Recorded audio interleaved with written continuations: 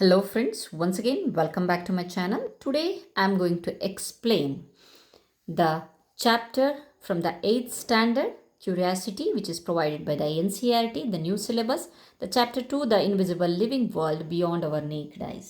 ಅಗೋಚರ ಜೀವ ಜಗತ್ತು ನಮ್ಮ ಬರಿಗಣ್ಣಿನ ಆಚೆ. In the previous video I have already explained till page number 17. Yes 17ನೇ ಪೇಜ್ನವರೆಗೆ ನಾನು ಇದನ್ನು ಕನ್ನಡದಲ್ಲಿ ಎಕ್ಸ್ಪ್ಲೇನ್ ಮಾಡಿದ್ದೀನಿ. So move on to the page number 18. Next continuation ಪಾರ್ಟನ್ನು ನೋಡೋಣ.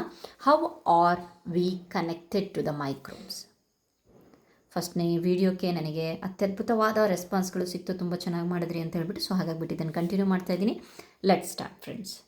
ಇಲ್ಲಿ ಈ ಒಂದು ಪೇಜಲ್ಲಿ ಏನಿದೆ, ಲೈನ್ ಬೈ ಲೈನ್ ಅಂತೂ ನಾನು ಕನ್ನಡದಲ್ಲಿ ಎಕ್ಸ್ಪ್ಲೇನ್ ಮಾಡೋಕ್ಕಾಗೋದಿಲ್ಲ, ಬಿಕಾಸ್ ಒಂದು 4ರಿಂದ 5 ಗಂಟೆ ಆಗಬಹುದು ಇಡೀ ಒಂದು ಚಾಪ್ಟರ್ನ ಎಕ್ಸ್ಪ್ಲೇನ್ ಮಾಡೋಕ್ಕೆ. ಹಾಗಾಗಿಬಿಟ್ಟು ಈ ಪೇಜಲ್ಲಿ ಏನಿದೆ ಅನ್ನೋದನ್ನು ಜಸ್ಟ್ ನಿಮಗೆ ಅರ್ಥ ಆಗೋ ಹಾಗೆ ಹೇಳೋಕ್ಕೆ ಪ್ರಯತ್ನ ಮಾಡ್ತಾಯಿದ್ದೀನಿ. So how are we connected to the microbes. ಇಲ್ಲಿ ಏನು ಕೇಳ್ತಾ ಇದ್ದಾರೆ ಅಂತ ಅಂದರೆ, ನಾವು ಹೇಗೆ ಸೂಕ್ಷ್ಮ ಜೀವಿಯೊಂದಿಗೆ ಕನೆಕ್ಟ್ ಆಗಿದ್ದೀವಿ ಅಂತ ಹೇಳಿಬಿಟ್ಟು.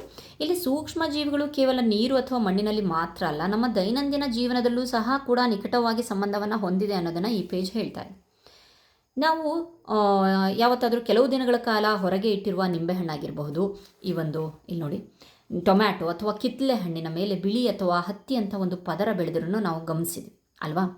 ಇದು ಸೂಕ್ಷ್ಮ ಜೀವಿಗಳ ಬೆಳವಣಿಗೆಯಿಂದ ಆಗತ್ತೆ. ಏಕೆಂದರೆ ಸೂಕ್ಷ್ಮ ಜೀವಿಗಳು ಗಾಳಿ, ನೀರು, ಮಣ್ಣು ಅಥವಾ ಆಹಾರ ಪದಾರ್ಥಗಳಲ್ಲಿಯೂ ಎಲ್ಲೆಡೆ ಇರುತ್ತೆ ಅಲ್ವಾ.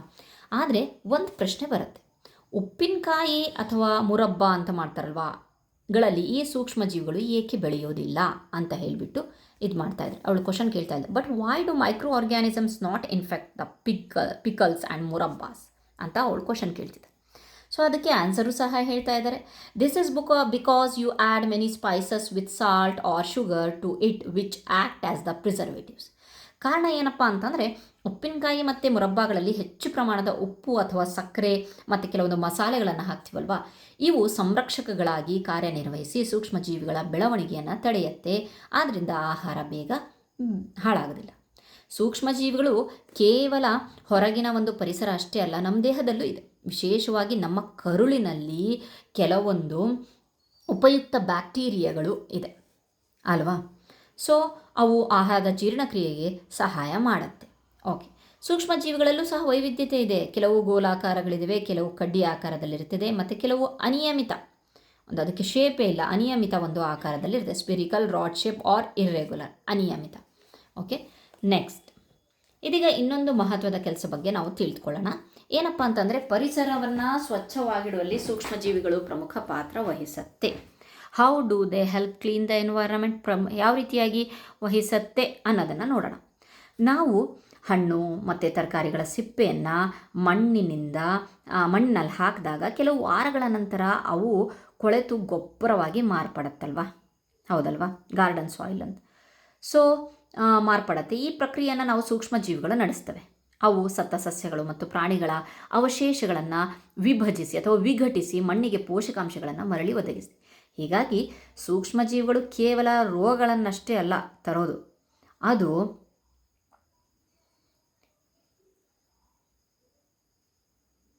ಪರಿಸರವನ್ನು ಸ್ವಚ್ಛವಾಗಿಡಲು, ಗೊಬ್ಬರ ತಯಾರಿಸಲು ಅಥವಾ ಜೀರ್ಣಕ್ರಿಯೆಗೆ ಸಹಾಯ ಮಾಡಲು ಸಹ ಮಹತ್ವದ ಪಾತ್ರ ವಹಿಸುತ್ತೆ ಅನ್ನೋದು ಈ ಪೇಜಲ್ಲಿದೆ.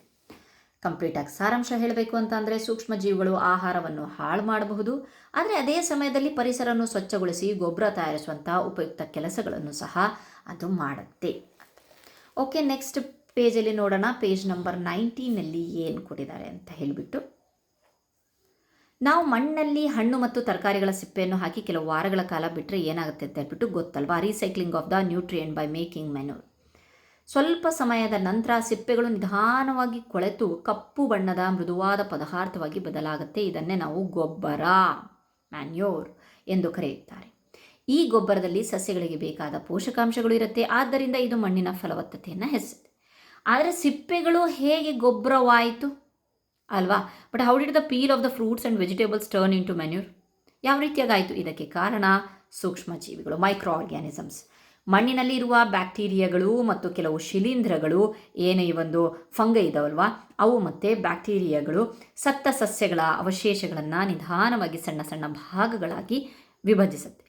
ಈ ಪ್ರಕ್ರಿಯೆಯನ್ನು ನಾವು ಡಿಕಂಪೋಸಿಷನ್ ಅಂತ ಹೇಳ್ತೀವಿ ಅಲ್ವಾ, ಡಿಕಂಪೋಸಿಷನ್ ಅಂತ ಹೇಳ್ತೀವಿ.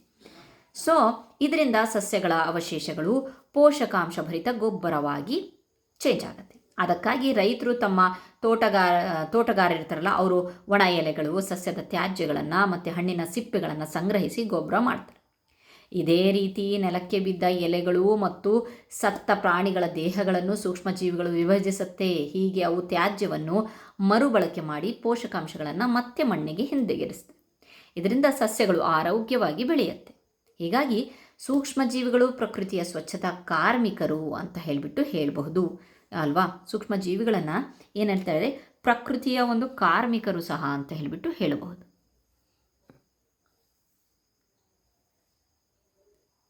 ಓಕೆ, ನೆಕ್ಸ್ಟು ಏನಿದೆಯಪ್ಪ ಅಂತಂದರೆ ಅವು ಪರಿಸರದಲ್ಲಿರುವ ತ್ಯಾಜ್ಯವನ್ನು ಕಡಿಮೆ ಮಾಡಿ ಪ್ರಕೃತಿಯ ಸಮತೋಲನವನ್ನು ಕಾಪಾಡು. ನಮ್ಮ ಇಲ್ಲೂ ಒಂದಿದೆ ಅವರ್ ಸೈಂಟಿಫಿಕ್ ಹೆರಿಟೇಜ್ ಅಂತ. ನಮ್ಮ ಪ್ರಾಚೀನ ಒಂದು ಭಾರತೀಯ ಗ್ರಂಥಗಳಲ್ಲಿಯೂ ಸಹ ಸೂಕ್ಷ್ಮಜೀವಿಗಳ ಬಗ್ಗೆ ಉಲ್ಲೇಖ ಇದೆಯಂತೆ. ವೇದಗಳಲ್ಲಿ ಕ್ರಿಮಿ ಎಂಬ ಪದವನ್ನು ಬಳಸಲಾಗಿದೆ.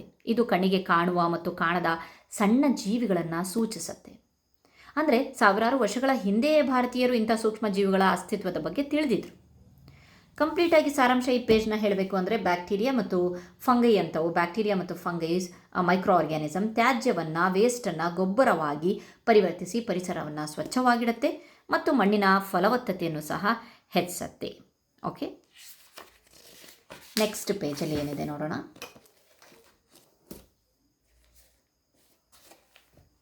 Okay, now think that what would happened if the microorganism did not exist. ಮಕ್ಕಳೇ ಒಂದು ಕ್ಷಣ ಯೋಚನೆ ಮಾಡಿರಿ, ಒಂದು ವೇಳೆ ಭೂಮಿ ಮೇಲೆ ಸೂಕ್ಷ್ಮಜೀವಿಗಳು ಇರಲಿಲ್ಲ ಅಂತಂದರೆ ಏನಾಗ್ತಿತ್ತು? ಸತ್ತ ಸಸ್ಯಗಳು, ಪ್ರಾಣಿಗಳ ಒಂದು ಅವಶೇಷಗಳು ಮತ್ತು ಕಸಗಳು ಎಂದಿಗೂ ಸಂಪೂರ್ಣವಾಗಿ ಕೊಳೆಯದೆ ಹಾಗೆ ಇರ್ತಿದ್ರು. ಪರಿಸರವು ಕಸದ ರಾಶಿಯಾಗಿ ಇರ್ತಾ ಇತ್ತು. ಆದ್ದರಿಂದ ಪ್ರಕೃತಿಯ ಸಮತೋಲನ ಕಾಪಾಡಬೇಕು ಅಂತಂದರೆ ಸೂಕ್ಷ್ಮಜೀವಿಗಳ ಪಾತ್ರ ಬಹಳ ಇಂಪಾರ್ಟೆಂಟ್ ಆಗಿದೆ. ಕೆಲವು ಬ್ಯಾಕ್ಟೀರಿಯಾಗಳು ಮತ್ತು ಫಂಗೈಗಳು ಆಮ್ಲಜನಕವಿಲ್ಲದ ಪರಿಸರದಲ್ಲಿಯೂ ಸಹ ಜೀವಿಸುತ್ತೆ. ಇವು ಸಸ್ಯ ಮತ್ತು ಪ್ರಾಣಿಗಳ ತ್ಯಾಜ್ಯವನ್ನು ವಿಭಜಿಸಿದಾಗ ಬಯೋಗ್ಯಾಸ್ ಅನ್ನೋ ಅನಿಲವನ್ನು ಉತ್ಪಾದನೆ ಮಾಡುತ್ತೆ. ಓಕೆ, ಇಲ್ಲಿದೆ. ಈ ಅನಿಲವನ್ನು ಅಡುಗೆ ಮಾಡಲು, ವಿದ್ಯುತ್ ಉತ್ಪಾದಿಸಲು ಮತ್ತು ಇಂಧನವಾಗಿಯೂ ಸಹ ಬಳಸ್ತಾರೆ. ಈ ಭಾಗದಲ್ಲಿ ಭಾರತದ ಒಂದು ಖ್ಯಾತ ವಿಜ್ಞಾನಿ ಡಾಕ್ಟರ್ ಆನಂದ್ ಮೋಹನ್ ಚಕ್ರವರ್ತಿ, ಗೊತ್ತಾಯ್ತಾ, ಅವರು ಇದರ ಬಗ್ಗೆ ಉಲ್ಲೇಖನ ಮಾಡಿದ್ದಾರೆ. ಅವರು ತೈಲ ಸೋರಿಕೆ, ಆಯಿಲ್ ಸ್ಪಿಲ್ ಅಂತ ಹೇಳ್ತಾರಲ್ಲ, ಅದನ್ನು ವಿಭಜಿಸಿ ಪರಿಸರ ಮಾಲಿನ್ಯವನ್ನು ಕಡಿಮೆ ಮಾಡುವ ವಿಶೇಷ ಬ್ಯಾಕ್ಟೀರಿಯಾವನ್ನು ಅಭಿವೃದ್ಧಿಪಡಿಸಿದರು. ಇದರಿಂದ ಸೂಕ್ಷ್ಮಜೀವಿಗಳನ್ನು ಪರಿಸರ ಸಂರಕ್ಷಣೆಗೆ ಯಾವ ರೀತಿಯಾಗಿ ಬಳಸಬಹುದು ಅನ್ನೋದನ್ನು ತಿಳಿಯುತ್ತೆ. ಈಗ ಸೂಕ್ಷ್ಮಜೀವಿಗಳು ನಮ್ಮ ಆಹಾರದೊಂದಿಗೆ ಹೇಗೆ ಸಂಬಂಧ ಹೊಂದಿದೆ ಅನ್ನೋದನ್ನು ನೋಡೋಣ. ಯಾಕೆಂತಂದರೆ ಇಲ್ಲಿ ಕೊಟ್ಟಿದ್ದಾರೆ ಮೈಕ್ರೋ ಆರ್ಗ್ಯಾನಿಸಮ್ ಆ್ಯಂಡ್ ಫುಡ್ ಅಂತ. ಒಂದು ಪಾತ್ರೆಯಲ್ಲಿ ಇಲ್ಲಿ ಕೊಟ್ಟಿದ್ದಾರೆ ಒಂದು ಚಿತ್ರ ನೋಡ್ಬೋದು. ಒಂದು ಪಾತ್ರೆಯಲ್ಲಿ ಹಿಟ್ಟು, ಸಕ್ಕರೆ, ಡಫ್, ಓಕೆ, ಡಫ್ ಅಂದರೆ ಹಿಟ್ಟು, ಸಕ್ಕರೆ ಮತ್ತು ಈಸ್ಟನ್ನು ಸೇರಿಸಿ ಹಿಟ್ಟನ್ನು ಕಲಿಸಿದ್ರೆ ಸ್ವಲ್ಪ ಸಮಯದ ನಂತರ ಹಿಟ್ಟು ಉಪ್ಕೊಂಡು ದೊಡ್ಡದಾಗುತ್ತೆ. ಆದರೆ ಈಸ್ಟ್ ಸೇರಿಸದ ಹಿಟ್ಟು ಹಾಗೆ ಇರುತ್ತಾ? ಇದು ಯಾಕೆ ಹಾಗಾಗತ್ತೆ? ಈಸ್ಟ್ ಒಂದು ಸೂಕ್ಷ್ಮಜೀವಿ. ಇದು ಹಿಟ್ಟಿನಲ್ಲಿರುವ ಸಕ್ಕರೆಯನ್ನು ಬಳಸ್ಕೊಂಡು ಕಾರ್ಬನ್ ಡೈಆಕ್ಸೈಡನ್ನು ಉತ್ಪಾದನೆ ಮಾಡುತ್ತೆ. ಈ ಅನಿಲವು ಸಣ್ಣ ಸಣ್ಣ ಬಬಲ್ಸ್ಗಳನ್ನು ಉಂಟು ಮಾಡಿ ಹಿಟ್ಟನ್ನು ಉಬ್ಬಿಸುತ್ತೆ. ಓಕೆ, ಆದ್ದರಿಂದ ಬ್ರೆಡ್ಡು, ಕೇಕು ಮತ್ತು ಇತರೆ ಬೇಕ್ರಿ ಐಟಮ್ಸ್ಗಳನ್ನು ಮಾಡೋಕ್ಕೋಸ್ಕರ ನಾವು ಈಸ್ಟನ್ನು ಬಳಸ್ತೀವಿ ಅನ್ನೋದು ಇಲ್ಲಿದೆ. Okay, fine. ನೆಕ್ಸ್ಟ್ ವಿಡಿಯೋದಲ್ಲಿ ಏನಿದೆ, ಹಿಂದಿನ ಒಂದು ಪೇಜಲ್ಲಿ ನಾವು ಈಸ್ಟು ಹಿಟ್ಟನ್ನು ಯಾವ ರೀತಿಯಾಗಿ ಉಪ್ಪಿಸುತ್ತೆ ಅನ್ನೋದನ್ನು, ಈಗ ಮೊಸರು ಯಾವ ರೀತಿಯಾಗಿ ತಯಾರಾಗುತ್ತೆ ಅಂತ ನೋಡೋಣ. ಓಕೆ, ನೆಕ್ಸ್ಟ್ ಅದ್ರ ಬಗ್ಗೆ ಇಲ್ಲಿ ಕೊಟ್ಟಿದ್ದಾರೆ. ಏನಂತ ಹೇಳಿಬಿಟ್ಟು, ಈಸ್ಟ್ ಒಂದು ಫಂಗಸ್ ಅಲ್ವಾ ಆಗಿದ್ದು ಬೆಚ್ಚಗಿನ ವಾತಾವರಣದಲ್ಲಿ ಚೆನ್ನಾಗಿ ಬೆಳೆಯುತ್ತೆ. ಇದು ಸಕ್ಕರೆಯನ್ನು ವಿಭಜಿಸಿ ಕಾರ್ಬನ್ ಡೈಆಕ್ಸೈಡ್ ಅನಿಲವನ್ನು ಉತ್ಪಾದಿಸುತ್ತದೆ. ಈ ಅನಿಲದಿಂದ ಹಿಟ್ಟು ಉಬ್ಬಿ ಮೃದುವಾಗುತ್ತೆ. ಅದಕ್ಕಾಗಿ ಬ್ರೆಡ್, ಕೇಕು ಮತ್ತು ಇತರ ಈ ಒಂದು ಬೇಕರಿ ಐಟಮ್ಸ್ಗಳಲ್ಲಿ ಈಸ್ಟನ್ನು ಬಳಸ್ತಾರೆ. ಆದರೆ ಇಡ್ಲಿ, ದೋಸೆ ಮತ್ತು ಮೊಸರು ತಯಾರಿಸಲು ಮುಖ್ಯವಾಗಿ ಲ್ಯಾಕ್ಟೋಬ್ಯಾಸಿಲಸ್, ಓಕೆ, ಲ್ಯಾಕ್ಟೋಬ್ಯಾಸಿಲಸ್ ಅನ್ನೋ ಉಪಯುಕ್ತ ಬ್ಯಾಕ್ಟೀರಿಯಾ ಸಹಾಯ ಮಾಡುತ್ತೆ. ಈ ಚಟುವಟಿಕೆಯಲ್ಲಿ, ಇಲ್ಲಿ ಚಟುವಟಿಕೆ ಇದೆ, ಇಲ್ಲಿ ಆ್ಯಕ್ಟಿವಿಟಿ ಇದೆ. ಈ ಚಟುವಟಿಕೆಯಲ್ಲಿ 2 ಪಾತ್ರೆಗಳಲ್ಲಿ ಹಾಲನ್ನು ತೆಗೆದುಕೊಳ್ತೀವಿ. ಒಂದು ಪಾತ್ರೆಯಲ್ಲಿ ಬೆಚ್ಚಗಿನ ಹಾಲು, ಇನ್ನೊಂದು ಪಾತ್ರೆಯಲ್ಲಿ ತಣ್ಣನೆಯ ಹಾಲು ಇಡುತ್ತೆ. ಎರಡಕ್ಕೂ ಸ್ವಲ್ಪ ಮೊಸರು ಸೇರಿಸಲಾಗುತ್ತೆ. ಕೆಲವು ಗಂಟೆಗಳ ನಂತರ ಏನಾಗುತ್ತೆ? ಕೆಲವು ಗಂಟೆಗಳ ನಂತರ ಗಮನಿಸಿದರೆ ಬೆಚ್ಚಗಿನ ಹಾಲು ಇರುವ ಪಾತ್ರೆಯಲ್ಲಿ ಮೊಸರು ಚೆನ್ನಾಗಿ ಗಟ್ಟಿಯಾಗಿರುತ್ತೆ. ಆದರೆ ತಣ್ಣನೆಯ ಹಾಲಿನಲ್ಲಿ ಪಾತ್ರೆಯಲ್ಲಿ ಮೊಸರು ಸರಿಯಾಗಿ ಆಗಿರೋದಿಲ್ಲ. ಅಥವಾ ಬಹಳ ನಿಧಾನವಾಗಿ ಆಗತ್ತೆ. ಯಾಕೆ ಅಂತ ಅಂದರೆ ಲ್ಯಾಕ್ಟೋಬ್ಯಾಸಿಲಸ್ ಬ್ಯಾಕ್ಟೀರಿಯಾಗಳು ಬೆಚ್ಚಗಿನ ವಾತಾವರಣದಲ್ಲಿ ವೇಗವಾಗಿ ಬೆಳವಣಿಗೆ ಆಗುತ್ತೆ. ಓಕೆ, ಅವು ಹಾಲಿನಲ್ಲಿರುವ ಲ್ಯಾಕ್ಟೋಸ್ ಅನ್ನೋ ಒಂದು ಸಕ್ಕರೆಯನ್ನು ಲ್ಯಾಕ್ಟಿಕ್ ಆಮ್ಲ, ಲ್ಯಾಕ್ಟಿಕ್ ಆ್ಯಸಿಡ್ ಆಗಿ ಪರಿವರ್ತನೆ ಮಾಡುತ್ತೆ. ಇದರಿಂದ ಹಾಲು ಮೊಸರಾಗಿ ಬದಲಾಗುತ್ತೆ. ಹಾಗಾಗಿ ಸೂಕ್ಷ್ಮಜೀವಿಗಳು ಕೇವಲ ಪ್ರಕೃತಿಯಲ್ಲಿ ಮಾತ್ರ ಅಲ್ಲ, ನಮ್ಮ ಅಡುಗೆ ಮನೆಯಲ್ಲೂ ಸಹ ಮಹತ್ವದ ಪಾತ್ರ ವಹಿಸುತ್ತೆ. ನಾವು ಪ್ರತಿನಿತ್ಯ ತಿನ್ನುವ ಮೊಸರು, ಇಡ್ಲಿ, ಮಸಾಲೆ ದೋಸೆ, ಆಮೇಲೆ ನೆಕ್ಸ್ಟು ದೋಸೆಗಳಲ್ಲಿ ವೆರೈಟೀಸ್ ಭಾಳ ಇದೆ. ಸೆಡ್ ದೋಸೆ, ಆನಿಯನ್ ದೋಸೆ, ಇವೆಲ್ಲ ಬ್ರೆಡ್ಡು, ಇವೆಲ್ಲ ಸೂಕ್ಷ್ಮಜೀವಿಗಳ ಸಹಾಯದಿಂದ ತಯಾರಾಗುತ್ತೆ ಅಲ್ವಾ. ಸೊ ಈ ಒಂದು ಇಂಪಾರ್ಟೆಂಟ್ ಮ್ಯಾಟ್ರ್ ಏನಪ್ಪ ಅಂದರೆ ಬೆಚ್ಚಗಿನ ಒಂದು ವಾರ್ಮ್ ಅಟ್ಮಾಸ್ಫಿಯರಲ್ಲಿ ಲ್ಯಾಕ್ಟೋಬ್ಯಾಸಿಲಸ್ ಬ್ಯಾಕ್ಟೀರಿಯಾಗಳು ವೇಗವಾಗಿ ಸ್ಪೀಡಾಗಿ ಅವು ಬೆಳೆಯುತ್ತೆ. ಹಾಗಾಗಿ ಹಾಲು ಮೊಸರಾಗಿ ಪರಿವರ್ತನೆ ಆಗುತ್ತೆ. ಓಕೆ, ನೆಕ್ಸ್ಟ್ ಪೇಜಲ್ಲಿ ಏನಿದೆ ನೋಡೋಣ. ಈ ಪೇಜಲ್ಲಿ ಬೆಚ್ಚಗಿನ ಹಾಲು ಮೊಸರಾಗಿ ಬದಲಾಗೋದನ್ನು ನೋಡಿದ್ವಲ್ವಾ. ಇದಕ್ಕೆ ಕಾರಣ ಲ್ಯಾಕ್ಟೋಬ್ಯಾಸಿಲಸ್ ಅಂತ ನೋಡಿದ್ವಿ. ಈ ಬ್ಯಾಕ್ಟೀರಿಯಾ ಹಾಲಿನಲ್ಲಿರುವ ಲ್ಯಾಕ್ಟೋಸ್ ಅನ್ನೋ ಒಂದು ಸಕ್ಕರೆಯನ್ನು ಬಳಸಿಕೊಂಡು ಲ್ಯಾಕ್ಟಿಕ್ ಆ್ಯಸಿಡನ್ನು ರೆಡಿ ಮಾಡುತ್ತೆ. ಸ್ವಲ್ಪ ಹುಳಿಯ ರುಚಿನೂ ಬರುತ್ತೆ. ಬೆಚ್ಚಗಿನ ವಾತಾವರಣದಲ್ಲಿ ಬ್ಯಾಕ್ಟೀರಿಯಾಗಳು ವೇಗವಾಗಿ ಬೆಳೆಯೋದ್ರಿಂದ ಮೊಸರು ಬೇಗ ತಯಾರಾಗುತ್ತೆ. ಇನ್ನೊಂದು ಉಪಯುಕ್ತವಾದ ಬ್ಯಾಕ್ಟೀರಿಯಾ ಬಗ್ಗೆ ಈ ಪೇಜಲ್ಲಿ ಕೊಟ್ಟಿದ್ದಾರೆ. ಅದೇ ಹೆಸರು ಏನಪ್ಪ ಅಂತಂದರೆ ರೈಜೋಬಿಯಂ. ಓಕೆ, ರೈಜೋಬಿಯಂ ಏನಪ್ಪ ಅಂದರೆ ಈ ಬ್ಯಾಕ್ಟೀರಿಯಾಗಳು ಬಟಾಣಿ, ಅವರೆಕಾಳು, ತೊಗರಿಕಾಳು, ಇತರೆ ಒಂದು ಕಾಳು ಬೆಳೆಗಳ ಬೇರುಗಳಲ್ಲಿ ಇರುವ ಸಣ್ಣ ಗಂಟುಗಳೊಳಗೆ ವಾಸಿಸ್ತವೆ. ಇವು ಗಾಳಿಯಲ್ಲಿರುವ ನೈಟ್ರೋಜನ್ ಅಥವಾ ಸಾರಜನಕ ಅಂತೀವಿ ಕನ್ನಡದಲ್ಲಿ, ನೈಟ್ರೋಜನ್ನನ್ನು ಸಸ್ಯಗಳಿಗೆ ಉಪಯೋಗವಾಗುವ ರೂಪಕ್ಕೆ ಪರಿವರ್ತನೆ ಮಾಡುತ್ತೆ. ಇದರಿಂದ ಸಸ್ಯಗಳು ಚೆನ್ನಾಗಿ ಬೆಳೆಯುತ್ತೆ. ರೈತರು ರಾಸಾಯನಿಕ ಗೊಬ್ಬರಗಳನ್ನು ಕಡಿಮೆ ಬಳಸಬಹುದು. ಆದ್ದರಿಂದ ರೈತರು ಕಾಳು ಬೆಳೆಗಳನ್ನು ಇತರ ಬೆಳೆಗಳ ಜೊತೆಗೆ ಬೆಳೆಯುತ್ತಾರೆ. ಇದರಿಂದ ಮಣ್ಣಿನ ಫಲವತ್ತತೆ, ಮಣ್ಣು ತುಂಬ ಫರ್ಟೈಲ್ ಆಗಿರುತ್ತೆ. ಓಕೆ, ನೆಕ್ಸ್ಟು ಈಗ ಸೂಕ್ಷ್ಮ ಆಲ್ಗೆಗಳು, amazing micro alga, tiny helpers in the water ಅಂತೆ. ಸೂಕ್ಷ್ಮ ಆಲ್ಗಗಳು ನೀರು, ಮಣ್ಣು ಮತ್ತು ಗಾಳಿಯಲ್ಲಿ ಕಂಡುಬರುವ ಅತಿ ಸಣ್ಣ ಸಸ್ಯದಂತಹ ಜೀವಿಗಳು. ಓಕೆ, ಇವು ಸೂರ್ಯನ ಬೆಳಕಿನ ಸಹಾಯದಿಂದ ನಾನು ಹೇಳಿದ್ದೆ ಇದರೊಳಗಡೆ ಕ್ಲೋರೋಪ್ಲಾಸ್ಟ್ ಇರುತ್ತೆ, ತಮ್ಮ ಆಹಾರವನ್ನು ತಾವೇ ತಯಾರಿಸ್ಕೊಳ್ತವೆ. ಈ ಪ್ರಕ್ರಿಯೆಯಲ್ಲಿ ಆಮ್ಲಜನಕ ಸಹ ಬಿಡುಗಡೆ ಆಗುತ್ತೆ. ಫೋಟೋಸಿಂಥಸಿಸಲ್ಲಿ ಆಮ್ಲಜನಕ ಬಿಡುಗಡೆ ಆಗುತ್ತಲ್ವಾ. ಸೊ ಹಾಗೆ ವಿಜ್ಞಾನಿಗಳ ಪ್ರಕಾರ ಭೂಮಿಯ ಆಮ್ಲಜನಕದ ದೊಡ್ಡ ಭಾಗವನ್ನು ಈ ಸೂಕ್ಷ್ಮ ಆಲ್ಗಗಳೇ ತಯಾರಿಸೋದಂತೆ. ಕೆಲವು ಆಲ್ಗಗಳಾದ ಸ್ಪೈರುಲಿನಾ ಮತ್ತು ಕ್ಲೋರೆಲ್ಲಾ ಮತ್ತು ಡಯಾಟಮ್ಸ್ ಇವು ಆರೋಗ್ಯ ಪೂರಕ ಆಹಾರಗಳಾಗಿ ಬಳಸಲಾಗುತ್ತೆ. ಇವು ನೀರನ್ನು ಶುದ್ಧೀಕರಿಸಲು ಮತ್ತು ಔಷಧ ತಯಾರಿಕೆಯಲ್ಲಿ ಜೈವಿಕ ಬಯೋಫ್ಯೂಯಲ್ ತಯಾರಿಸಲು ಸಹಾಯ ಮಾಡುತ್ತೆ. ಹೀಗಾಗಿ ಸೂಕ್ಷ್ಮ ಜೀವಿಗಳು ಕೇವಲ ರೋಗಗಳನ್ನು ಉಂಟು ಮಾಡೋದಿಲ್ಲ, ಅವು ಇಲ್ಲಿವರೆಗೆ ಕೃಷಿ, ಆಹಾರ, ಆರೋಗ್ಯ, ಪರಿಸರ ಸಂರಕ್ಷಣೆ ಎಲ್ಲೆಲ್ಲ ನೋಡ್ರಿ ಎಲ್ಲ ಕಡೆನೂ ಅತ್ಯಂತ ಮಹತ್ವದ ಒಂದು ಪಾತ್ರವನ್ನು ವಹಿಸುತ್ತೆ. ಈ ಪೇಜಲ್ಲಿ ಹೆಚ್ಚಾಗಿ ರೈಜೋಬಿಯಂ ಬಗ್ಗೆನೇ ಕೊಟ್ಟಿರೋದು. Okay, fine. ನೆಕ್ಸ್ಟ್ ಪೇಜಲ್ಲಿ ನೋಡೋಣ. Ever heard of. ಈಗ ಒಂದು ಬಹಳ ಮುಖ್ಯವಾದ ಪ್ರಶ್ನೆಗೆ ನಾವು ಇಲ್ಲಿ ಉತ್ತರ ಹುಡುಕದಿದೆ. ಏನು? ಕೋಶವನ್ನು ಜೀವದ ಒಂದು ಮೂಲ ಘಟಕ ಅಂತ ಹೇಳಿಬಿಟ್ಟು ಕರೀತಾರೆ. Why is cell consider to be a basic unit of life ಅಂತ ಯಾಕೆ ಕರೀತಾರೆ ಅನ್ನೋದಕ್ಕೆ, ಯಾವುದೇ ಜೀವಿಯನ್ನು ತೆಗೆದುಕೊಂಡ್ರೂ ಅದರ ದೇಹದ ಅತಿ ಸಣ್ಣ ಘಟಕಗಳು ಕೋಶಗಳಿಂದ ಆಗಿದೆ ಅಂತ ಹೇಳ್ಬಿಟ್ಟು ನಮಗೆ ಗೊತ್ತಾಗಿದೆ. ಹೇಗೆ ಒಂದು ಕಟ್ಟಡ ಇಟ್ಟಿಗೆಗಳಿಂದ ನಿರ್ಮಾಣ ಆಗಿದೆಯೋ ಅದೇ ರೀತಿ ನಮ್ಮ ಜೀವಿಗಳ ದೇಹವು ಕೋಶಗಳಿಂದ ನಿರ್ಮಾಣ ಆಗಿದೆಯಲ್ವಾ. ಪ್ರತಿಯೊಂದು ಕೋಶವು ತನ್ನದೇ ಆದ ವಿಶೇಷ ಕಾರ್ಯವನ್ನು ನಿರ್ವಹಿಸುತ್ತೆ ಅನ್ನೋದನ್ನು ಈಗ ಗೊತ್ತಾಯಿತು. ಆಹಾರ ಪಡೆಯೋದಾಗಿರ್ಬೋದು, ಶಕ್ತಿ ಉತ್ಪಾದಿಸಬಹುದಾಗಿರ್ಬೋದು, ಬೆಳೆಯೋದಾಗಿರ್ಬೋದು, ಸಂತಾನೋತ್ಪತ್ತಿ ಮಾಡೋದಾಗಿರ್ಬೋದು, ಮುಂತಾದ ಜೀವನ ಕ್ರಿಯೆಗಳು ಕೋಶಗಳಲ್ಲೇ ನಡೆಯುತ್ತೆ. ಆದ್ದರಿಂದ ಕೋಶವನ್ನು ಜೀವನದ ಒಂದು ಮೂಲ ಘಟಕ ಅಂತ ಹೇಳಿಬಿಟ್ಟು ಕರೆದಿದ್ದಾರೆ. ಬೇಸಿಕ್ ಯೂನಿಟ್ ಅಂತ ಹೇಳಿಬಿಟ್ಟು cell is considered to be a basic unit. Okay, ಬಹುತೇಕ ಸಸ್ಯಗಳು ಮತ್ತು ಪ್ರಾಣಿಗಳು ಅನೇಕ ಕೋಶಗಳಿಂದ ಆಗಿದೆ. ಇಂತಹ ಜೀವಿಗಳನ್ನು ನಾವು ಮಲ್ಟಿಸೆಲ್ಯುಲರ್ ಆರ್ಗ್ಯಾನಿಸಮ್ಸ್ ಅಂತೀವಿ. ಉದಾಹರಣೆಗೆ ಮನುಷ್ಯರು, ಮರಗಳು, ಪ್ರಾಣಿಗಳು. ಆದರೆ ಕೆಲವು ಸೂಕ್ಷ್ಮ ಜೀವಿಗಳು ಕೇವಲ ಒಂದೇ ಕೋಶದಿಂದ ಆಗಿದೆ. ಅದನ್ನು ನಾವು ಯೂನಿಸೆಲ್ಯುಲಾರ್ ಅಂತ ಹೇಳ್ತೀವಿ. ಉದಾಹರಣೆಗೆ ಬ್ಯಾಕ್ಟೀರಿಯಾ ಆರ್ ಅಮೀಬಾ. ಇನ್ನೊಂದು ವಿಶೇಷ ಸಂಗತಿ ಏನು ಗೊತ್ತಾ? ಏಕಕೋಶ ಜೀವಿಗಳಲ್ಲಿ ಆ ಒಂದೇ ಕೋಶವು ಜೀವನಕ್ಕೆ ಅಗತ್ಯವಾದ ಎಲ್ಲ ಕಾರ್ಯವನ್ನು ನಿರ್ವಹಿಸುತ್ತಂತೆ. ಅಂದರೆ ಒಂದು ಕೋಶವು ಸಂಪೂರ್ಣ ಜೀವಿಯಂತೆ ಕಾರ್ಯನಿರ್ವಹಿಸುತ್ತೆ.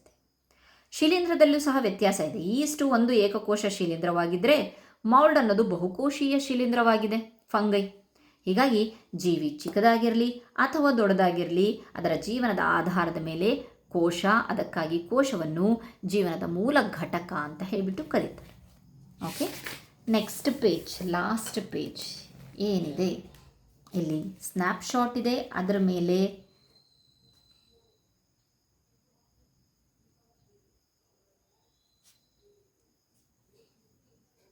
ಸೊ ಕಂಪ್ಲೀಟ್ ಆಗಿರುವಂಥ ಸ್ನ್ಯಾಪ್ಶಾಟ್, ವೆರಿ ಇಂಪಾರ್ಟೆಂಟ್ ಪಾಯಿಂಟ್ಸ್ ಇದು. ಈಗ ಏನು ಇಷ್ಟೊತ್ತವರೆಗೆ ಪಾಠ ಕೇಳಿದ್ರಲ್ವ, ಆ ಪಾಠದ ವೆರಿ ಇಂಪಾರ್ಟೆಂಟ್ ಪಾಯಿಂಟ್ಸ್ಗಳು ಇದರೊಳಗಡೆ ಇದೆ. ಅದಾದಮೇಲೆ next keep the curiosity alive ಅಂತ ಹೇಳಿಬಿಟ್ಟು ಕ್ವಶನ್ ಆನ್ಸರ್ಸ್ ಇದೆ.